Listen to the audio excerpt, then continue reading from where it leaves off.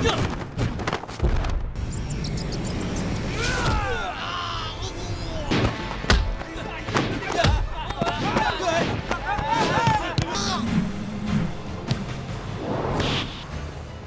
有没有家伙？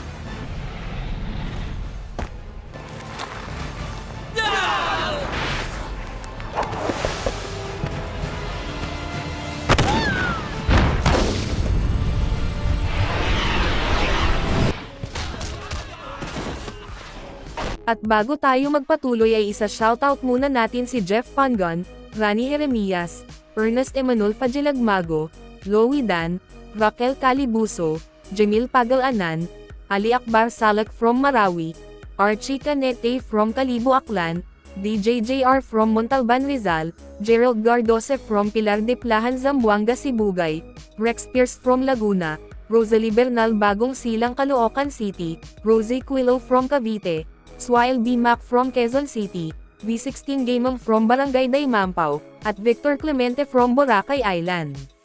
Maghanda na kayo dahil sa mga spoilers na darating.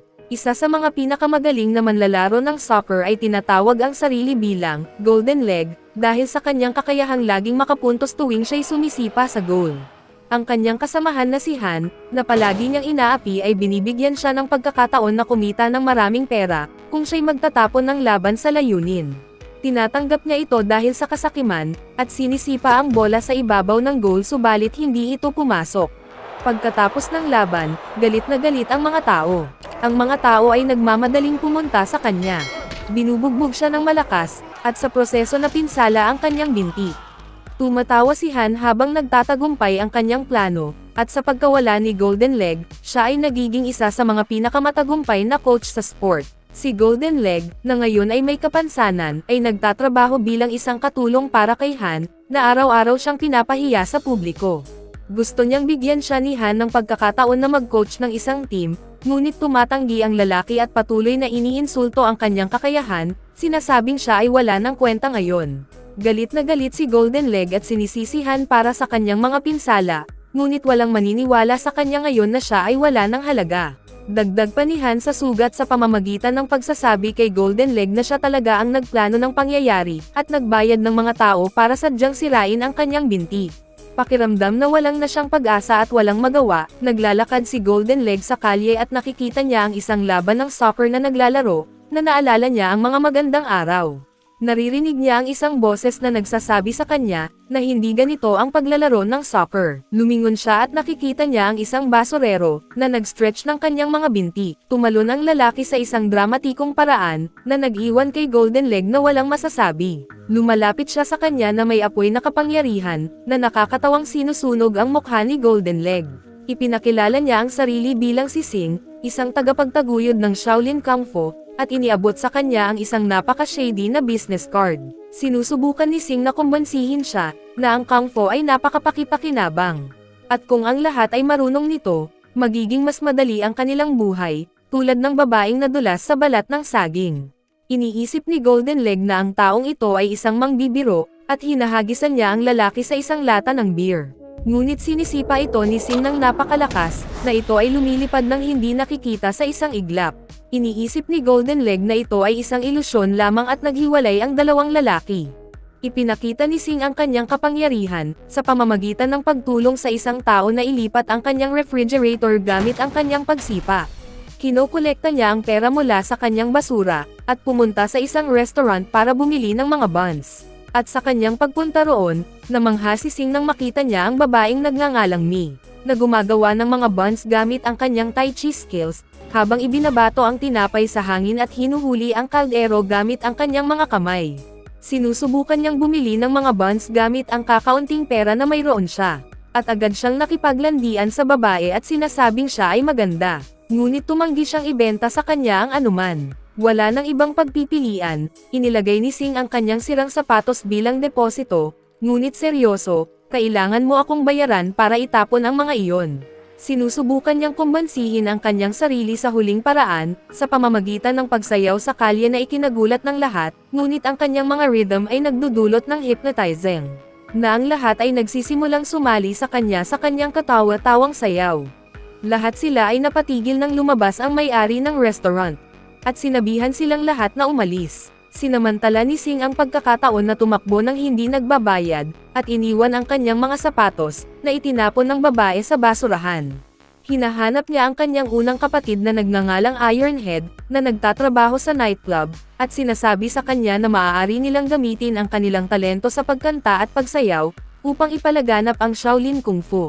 Ngunit sinasabi niya kay Sing na umalis at kalimutan ang kanyang mga pangarap, dahil wala na siyang sapatos na isusuot. Lumapit ang boss at sinimulang hampasin si Ironhead ng bote ng beer, at sinabihan siyang bumalik sa trabaho.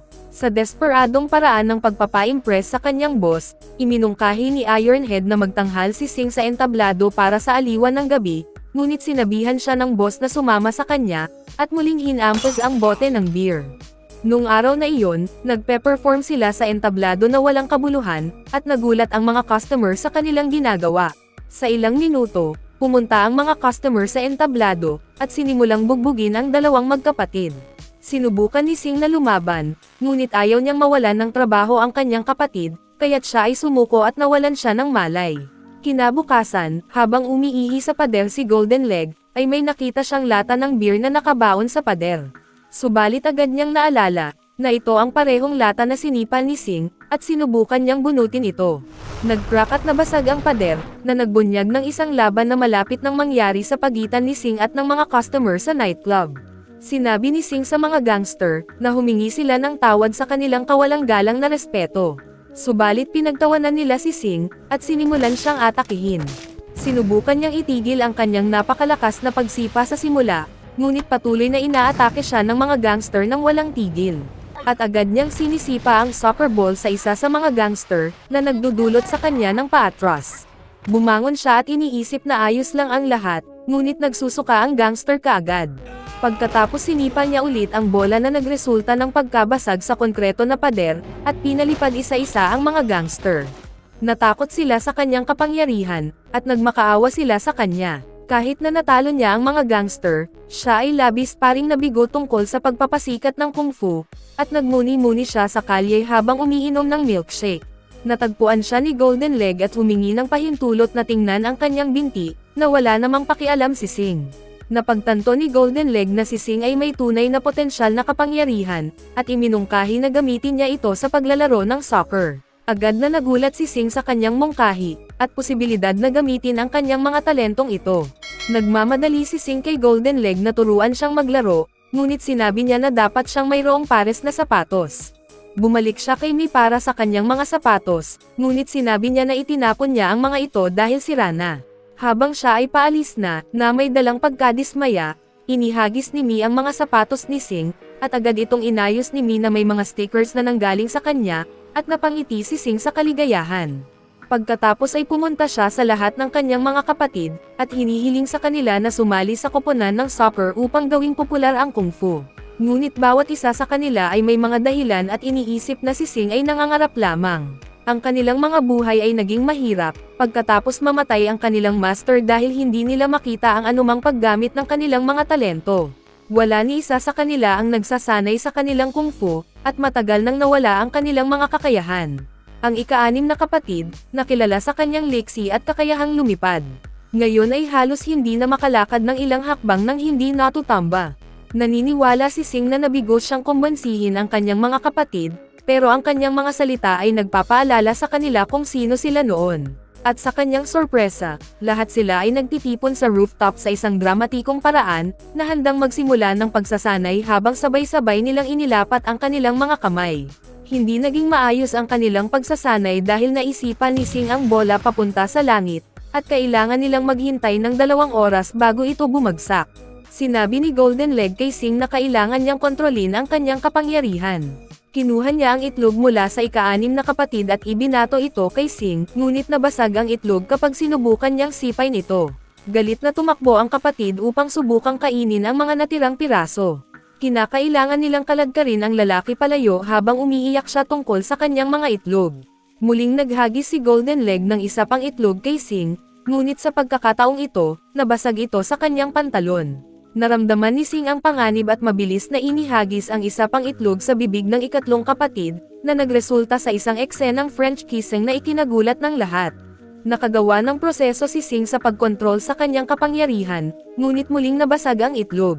Inihagis niya ito sa bibig ng ikatlong kapatid na nagresulta sa mas maraming eksena parang French kissing.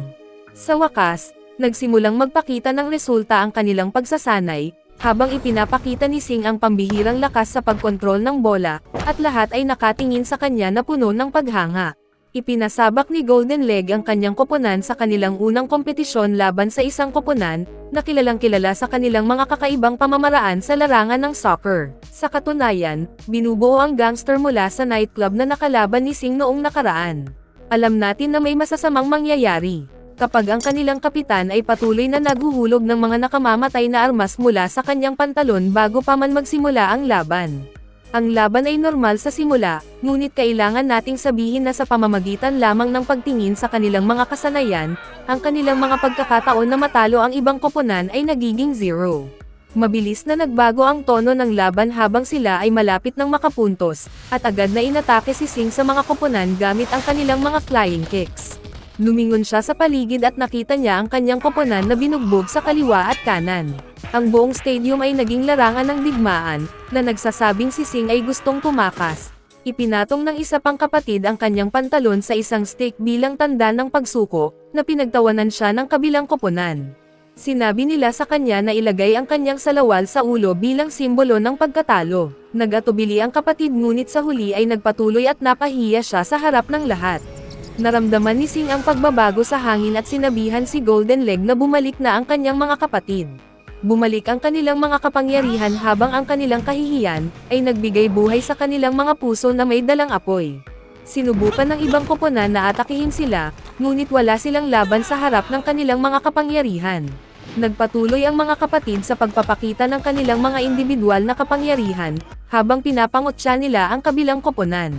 Sinubukan nilang dumaan sa goalie, pero ang nag-aabang ay mukhang si Bruce Lee at inihagis ang kanilang mga sapatos sa kanya, ngunit nahuli niya ang lahat ng ito at agad niyang ipinadala ang bola patungo kay Sing. Isinipa niya ang bola papunta sa goal ng kalaban gamit ang jump kick, habang ang kabilang koponan ay nagtatago sa takot, ngunit ang bola ay tumama lamang sa goalpost na nagre-resulta sa walang puntos. Nagdiriwang si Sing at tinanggap niya ang pagbabalik ng kanyang mga kapatid, habang nakipagsama ang mga gangster at nag-aalok na sumali sa kanilang koponan. Binubuo din ni Han ang kanyang bagong koponan at sinusubukan din ang kanilang mga kakayahan sa ilalim ng tubig, na nagdudulot ng malaking pagsabog sa pool. Nakatanggap siya ng isang tawag sa telepono, na nagsasabi sa kanya na si Golden Leg ay sinusubukang pumasok sa kompetisyon. Pumunta si Han upang makipagkita kay Golden Leg at sa kanyang Shaolin soccer team, ngunit hindi siya gaanong na-impress. Tinatawanan niya ang mga ito sa pag-aakalang wala silang banta sa sinuman. Pinayagan niya si Golden Leg na makapasok sa kompetisyon, kahit na siya pa ang nagbayad ng entrance fee, para lamang masaksihan ang kanyang pagkakapahiya. Sinubukan niyang ipahiya muli si Golden Leg sa harap ng publiko, na sinabihan siyang panasan ang kanyang mga sapatos, ngunit ang buong koponan ay nakikipaglaban upang gawin ito at nakakatawang kinuha ang kanyang sapatos. Pinuntahan ni Sing si Mi upang subukang pasalamatan siya sa pag-aayos ng kanyang sapatos. Ipinakita niya sa kanya ang mga magagandang damit sa tindahan, at sinabihan siyang subukan ang mga ito. Gusto niyang maging matiwala siya at ipakita ang kanyang kagandahan sa buong mundo, ngunit nahihirapan siyang gawin ito dahil sa mga langaw na lumilipad sa kanyang buhok. Sinabi ni Sing sa kanya na magiging sikat siya pagkatapos niyang manalo sa mga laban, at nangako siyang bibilhan siya ng lahat ng damit sa mundo dahil naniniwala siyang karapat-dapat siya sa mga ito. Ngunit nalaman niya na si Sing ay nagtatrabaho lamang dito at nangakong lilinisin ang sahig upang maipakita kay Mi ang mga damit. Sa kanilang unang kompetisyon laban sa Tofu team, mabilis silang nakapuntos na akala ng mga kalaban ay nagka-hallucination sila.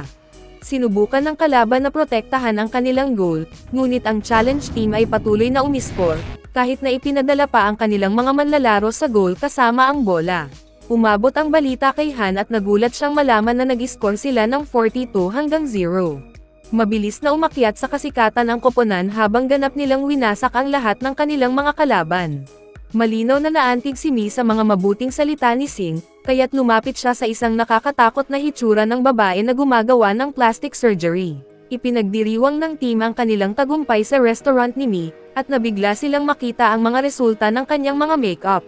Nagpatuloy silang pagtawanan si Mi, at siya ay nagagalit tulad ng sinumang babae.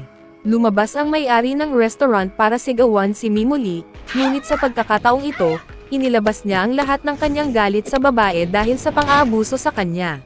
Habang ang koponan ay parehong natatakot at nag-cheer sila sa kanya sa parehong oras. Tinanong niya si Sing kung gusto ba siya nito, at sinabi niya sa kanya na tatanggapin parent siya, pero gusto niya lang na sila ay isang magkapatid at kaibigan.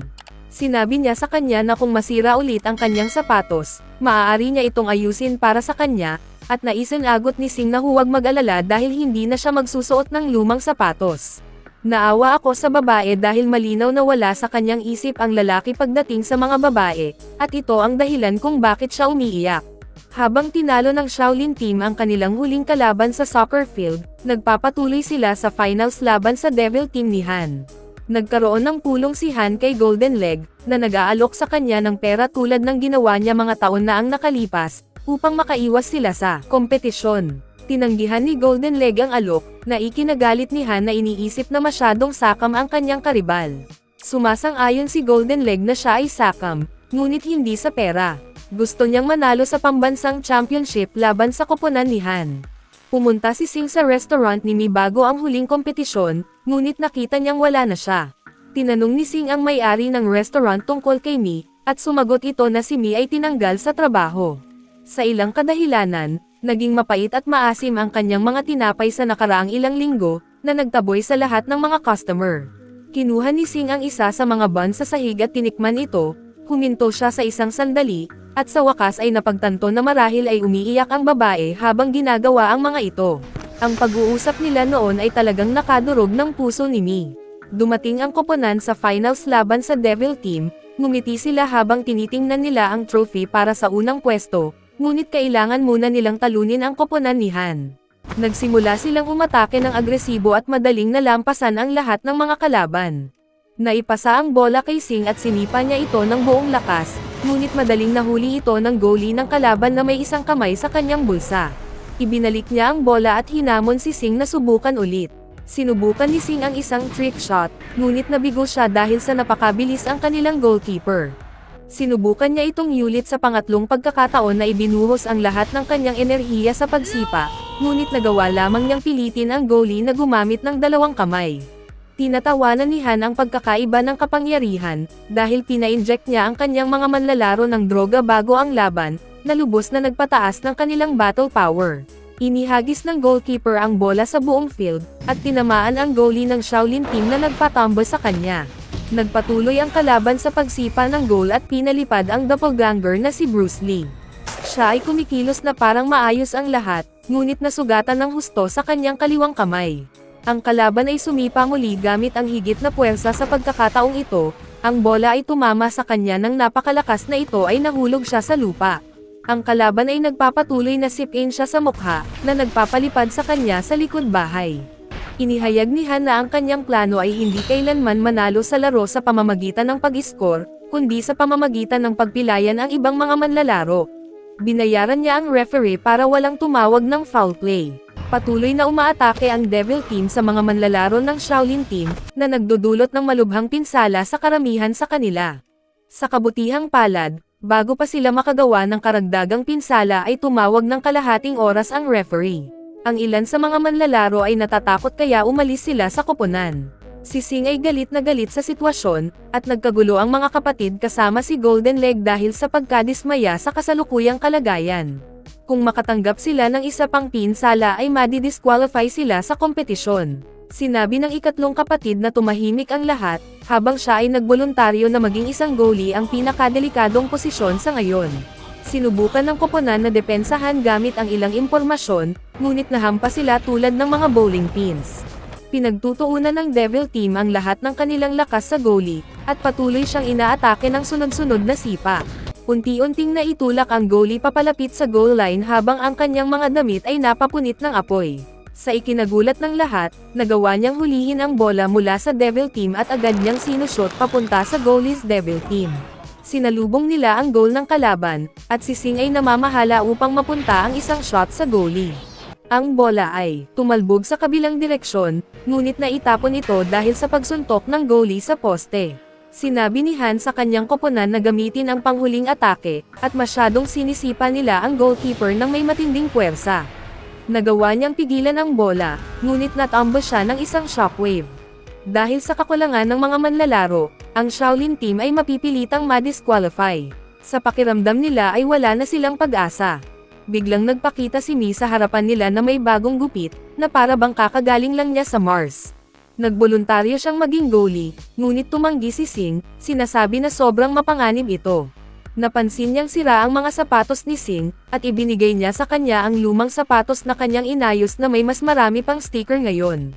Naglalakad si Mi sa goalpost sa isang dramatikong paraan, ngunit mabilis silang nawalan ng pag-asa nang nataman niya ang kanyang ulo at pagkatapos ay tumayo sa tabi ng goalie ng kalaban. Walang magawa ang koponan kundi ibaba ang kanilang mga ulo sa kahihiyan habang siya ay bumalik sa kanyang goal. Sinubukan ni Mi na ipasa ang bola sa kanyang mga kakampi, ngunit napunta ito sa ilalim ng paa ng kalaban, at sumigaw ang kanyang koponan sa matinding paghihirap. Ang Devil Team ay patuloy na ay nagtuon ng lahat ng kanyang lakas sa isang nakasisindak na sipa na diretso kay Mi, ngunit ginamit niya ang kanyang Tai Chi para i-transform ang enerhiya na galing sa kanya. Lahat ay namangha habang naglalaro siya sa bola na parang wala itong kahirap-hirap. Tumingin si Sing sa kanya na may ipinagmamalaking ekspresyon, habang siya ay ngumiti pabalik sa kanya. Itinapon ni Mi ang bola sa hangin habang siya ay tumalon at inilagay ang lahat ng kanyang lakas sa isang huling sipa. Ang pag-atake ay napakalakas na ito ay naging isang buhawi, at winasak ang lahat ng mga miyembro ng Devil's Team at ang kanilang dignidad sa parehong oras. Si Han ay galit na galit dahil natalo ang kanilang koponan, at sa sobrang galit ay nadapa at gamulong pababa ng stadium. Nagdiwang ang Shaolin team sa kanilang tagumpay habang si Sing ay tumingin ng puno ng pag-ibig sa mga mata ni Mi. Si Han ay dinala sa bilangguan matapos mahatulan ng paggamit ng ilegal na substansya para sa kanilang koponan. Sa ilang buwan na ang nakalipas, si Sing ay nagja-jogging sa kalye na suot pa rin ang mga sapatos na inayos ni Mi para sa kanya. Nakita niya ang parehong babae na natapilok at nahulog sa simula, ngunit sa pagkakataong ito ay nahuli niya ang kanyang sarili gamit ang kung fu sa isang nakaistilong paraan. Ngumiti si Sing habang nakikita ang mas marami pang tao na gumagamit ng kung fu sa kanilang pang-araw-araw na buhay, at masaya siya na nagtagumpay niyang naipakalat ang kung fu sa lahat.